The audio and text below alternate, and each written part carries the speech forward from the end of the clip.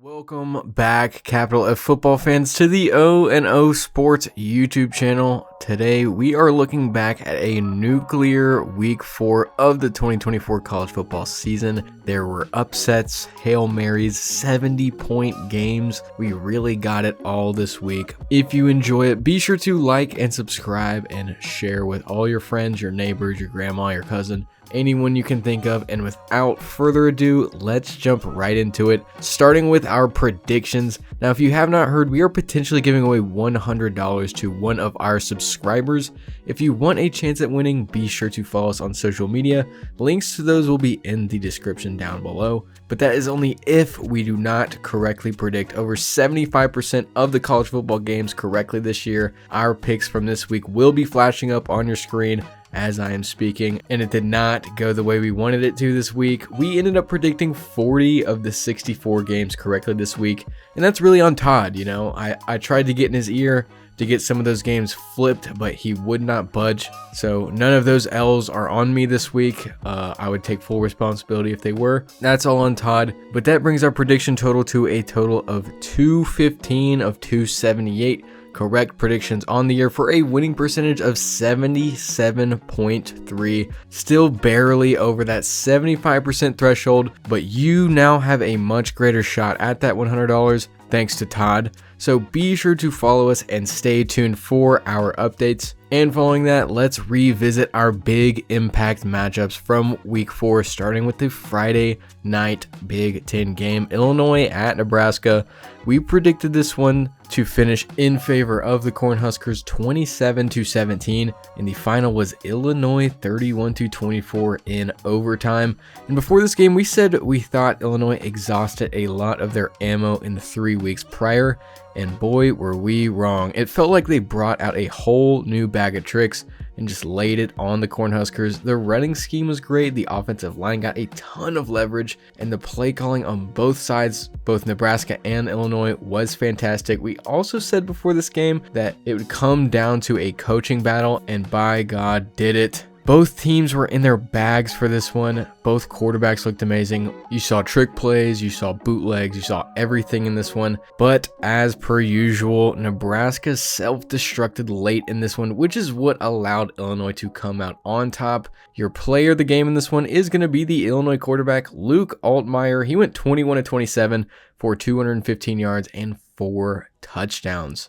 Next, we had USC at Michigan. We predicted this one to finish in favor of the Trojans 31-21, and the final score was Michigan 27-24.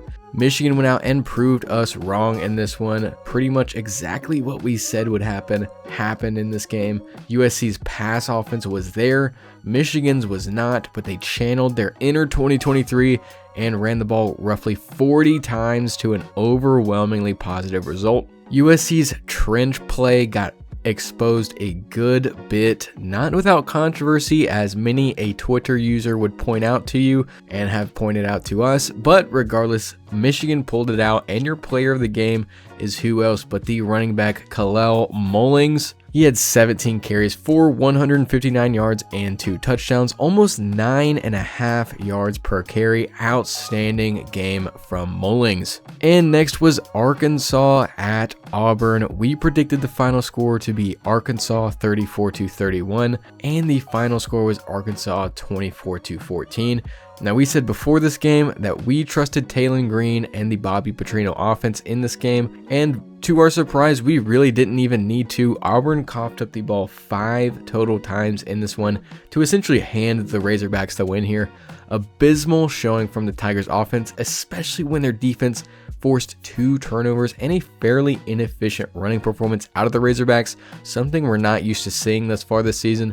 But for your player of the game, it will be the defensive back TJ Metcalf. 4 tackles, 1 forced fumble, 2 interceptions, and 2 pass defenses for the sophomore. Absolutely phenomenal performance there. And next in our big impact matchups was Georgia Tech at Louisville. We predicted this one to be Louisville 30-21, and it was Louisville 31-19. A bit of a gem there, not exactly the correct prediction, but we're pretty happy with that. fairly close to what we said. And looking at the box score in this one, you would not think Louisville would have won this game by 12 points. But like we said in our preview, Louisville and Georgia Tech are two very similar teams. Louisville is just a bit more efficient, a bit more precise, a bit deeper, and a bit better at holding on to the football. And that is essentially what this game came down to. They won the yards per play battle, third down battle, and the turnover battle. And that is what led them to the win in this one. Your player of the game is wide receiver Ja'Cory Brooks.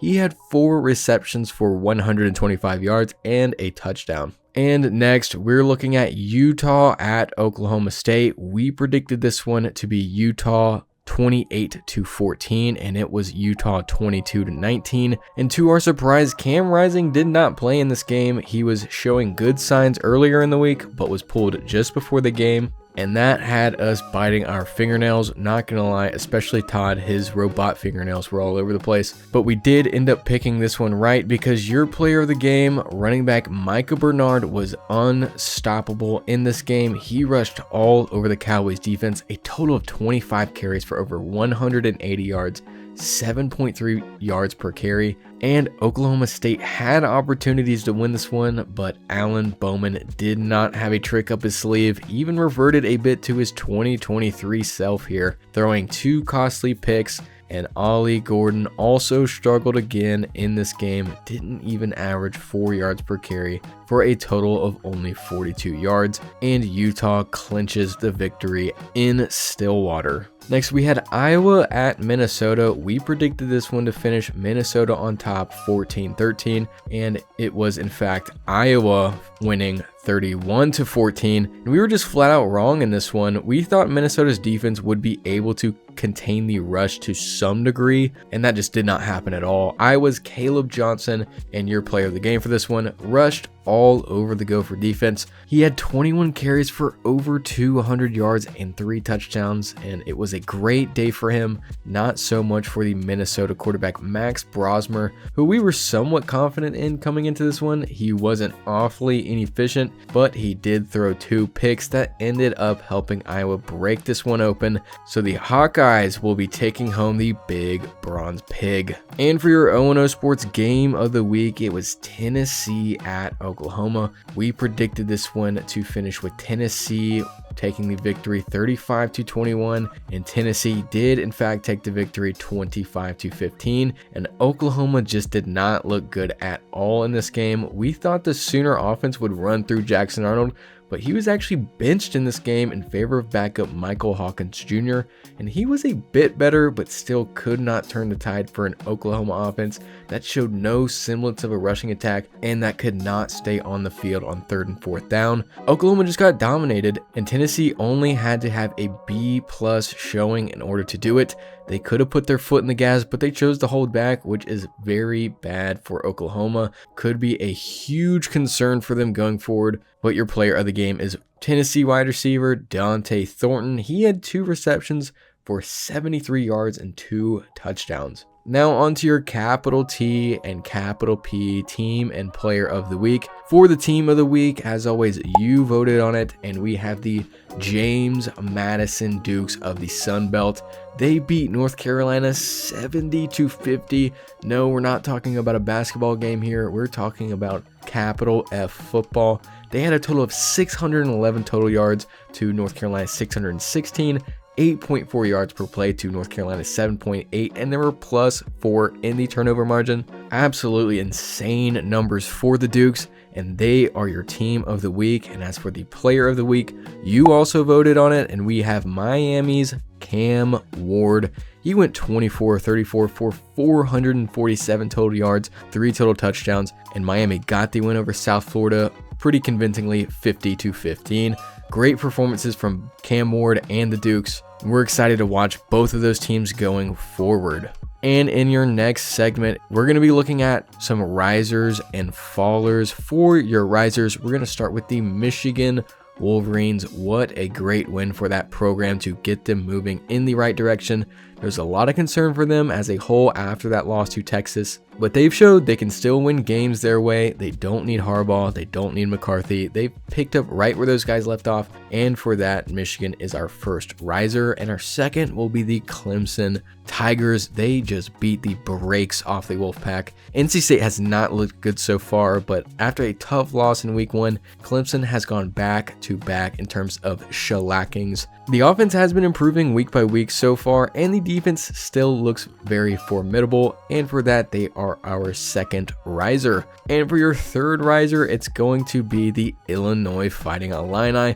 Like we said previously, Illinois looks like they have a lot left in the tank, especially with offensive coordinator Barry Lunney. He called a magnificent game against a pretty great defensive coordinator in Nebraska's Tony White. Illinois looks like they are in a whole new trajectory for 2024. They are our third and final riser of the week. And for your fallers, the first one will be the Kansas State Wildcats. They didn't play an awful game against BYU, but could not hang on to the football. And that is part of the game, unfortunately, for the Wildcats. And from that, they got stomped out by the Fighting Mormons of BYU. And for that, they are our first faller. As for your second faller, it's going to be the Missouri Tigers. And this one is hard for us because it's hard to pinpoint exactly what is wrong with the Tigers. They got 2 back-to-back wins, but we think it's a mixture of getting off slow, not being able to finish drives, iffy field goal kicking, and relative inefficiency. We still like Missouri, obviously. These are 2 wins, but we've said this for the past 2 weeks in a row now. They need to get going quicker or else it will become a massive concern for them going forward. Mizzou is our second faller, and for your final faller of the video, it's going to be Nebraska. They played a great game, but the anxiety of the big moments, the awful 1-score possession record, and the bright lights of Friday primetime just proved to be too much for the Cornhuskers yet again. We still think this is a team that can creep back up, win some more games, potentially still compete for a playoff bid, but now they face a major uphill battle the rest of the way, and that is why we have them as our last faller of this week. And moving on into the O&O Sports Top 25 for Week 5, starting with some teams that dropped out. It was Memphis. They lost to Buffalo. They will drop from 25 all the way out of our rankings. Syracuse loses to Stanford in a shocker. They were 22. Now they are not ranked. Nebraska, like we talked about, lost to Illinois. Debated keeping them in just because that's not a terrible loss, but ultimately moved them out. And Kansas State, who drops all the way out of the top 25 from number 18. Got absolutely obliterated by BYU. That's just unacceptable to us, so they are falling out. And into the top 25, starting at 25, obviously, we have James Madison. Pretty simple for us. They're 3-0, put up huge points against North Carolina, and they're your newest G5 representative in our poll. 24, we have Louisville. We've been sleeping on them a bit in our rankings. We don't think they've been outstanding to start the year, but a great win this week. They're also moving into our top 25. At 23, we have Indiana moving up 1 spot. They faced pretty mediocre opponents so far, but have destroyed all of them. Still hard to judge, but for now, we've got them moving to 23. And at 22, we have UCF jumping up another spot, and luckily for them, enough people fell out this week for us to feel justified in moving them up.